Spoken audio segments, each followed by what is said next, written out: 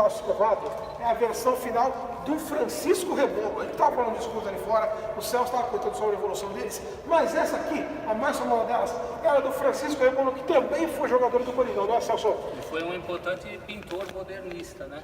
Na semana de 22, o Rebolo foi um cara importante. Se você procurar o nome Francisco Rebolo, você vai encontrar muitas referências a ele como artista importante que foi. Também foi jogador, jogava com o nome de Formiguinha, jogou muito no Ipiranga, que é o time do meu bairro, o Clube Atlético Ipiranga. E eu já fiz muitas pesquisas, eu não consigo encontrar, eu sei que o Rebolo fazia parte dos elencos, por exemplo, campeão do centenário em 22, primeiro centenário da independência. Mas eu nunca encontrei um jogo do Rebolo pelo primeiro time do Corinthians. Eu sei que ele fazia parte do elenco, já fiz até pesquisa só para isso, só para o Rebolo. Infelizmente até agora não encontrei.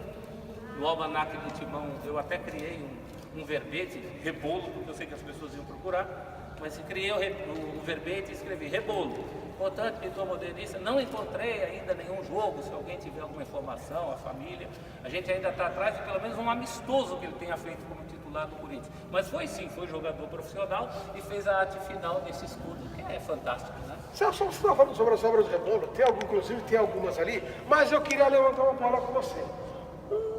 O Rebolo ele tem uma obra muito famosa que ela ilustra a capa de um dos livros mais famosos da história do futebol brasileiro, correto? O Negro no Futebol Brasileiro. O Negro no Futebol Brasileiro. O que você pode contar pra gente sobre as obras do Rebolo fora dos campos? Ela tá ali, não? Tem algumas ali, Mas essa da capa não tá lá?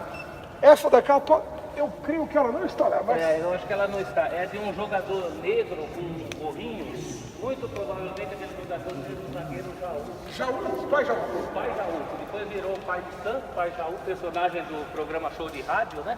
Tem você Girardi. Que o Criolo Joca e o pai Jaú. E o Rebolo ele se inspirava muito no movimento do futebol, né? Ele era modernista, então os traços dele para a época eram diferentes da pintura que se fazia. E ele tinha muita inspiração nos movimentos do futebol e ele tinha jogado futebol.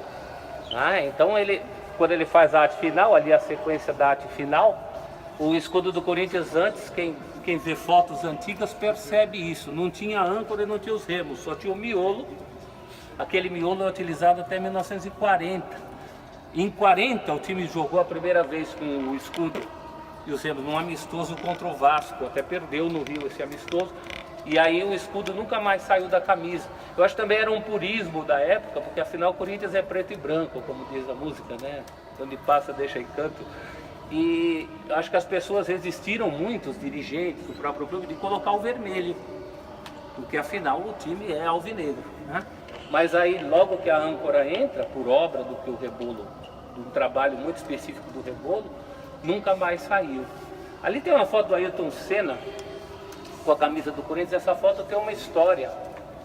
O Ayrton Senna, se você procurar no YouTube, tem uma passagem dele no programa Roda Viva da TV Cultura, em que perguntam se ele é corintiano, e ele fala assim: sou, mas não sou fanático, não sou fanático. Ele está com muito medo de alguma rejeição de outras torcidas, né?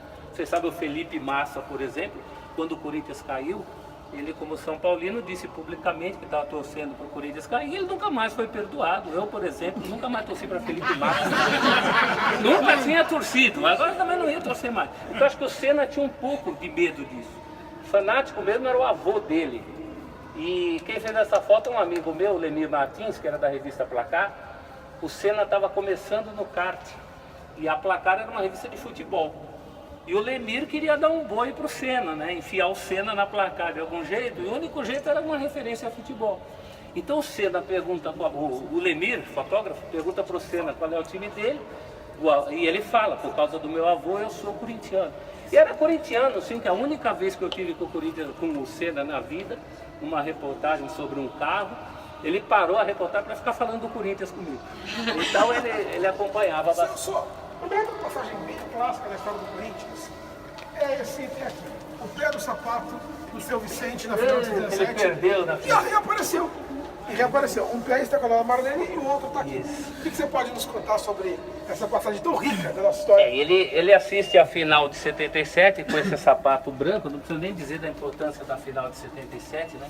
Aquela taça que a gente viu lá é a mais esperada, talvez, da história da bola. Não tem um time de futebol que tenha esperado tanto uma taça como aquela lá, 22 anos, né? Foi campeão em fevereiro de 55, 22 anos, 8 meses e 1 semana, né? 7 dias.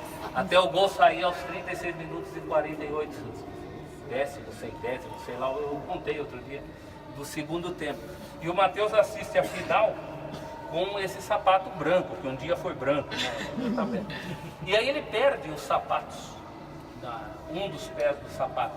Ele inclusive vai para o restaurante comemorar o título com um pé de sapato só. E anos depois, uma pessoa que tinha arrancado o sapato do Matheus, foi encontrado, vai até a casa da dona Marlene e entrega o outro pé. Né? Então o outro pé reapareceu 20 e tantos anos depois dessa noite aí, que foi a noite que eu me tornei corintiano. Né? Essa noite aí foi inesquecível. Eu já era corintiano, meu pai é corintiano desde 35, mas nessa noite eu nunca vi uma coisa igual. É como se fosse uma Copa do Mundo em preto e branco. Né? E aí eu tinha 9 anos e me encantei com aquilo. Isso foi uma coisa fantástica. Eu ainda me controlo um pouco, porque agora eu tenho que fazer televisão e às vezes o Basílio está do meu lado e passa esse tal desse gol. Mas toda vez que passei esse gol eu choro. É uma coisa assim, eu peço para a câmera ir para o outro lado. Pessoal, todas essas peças.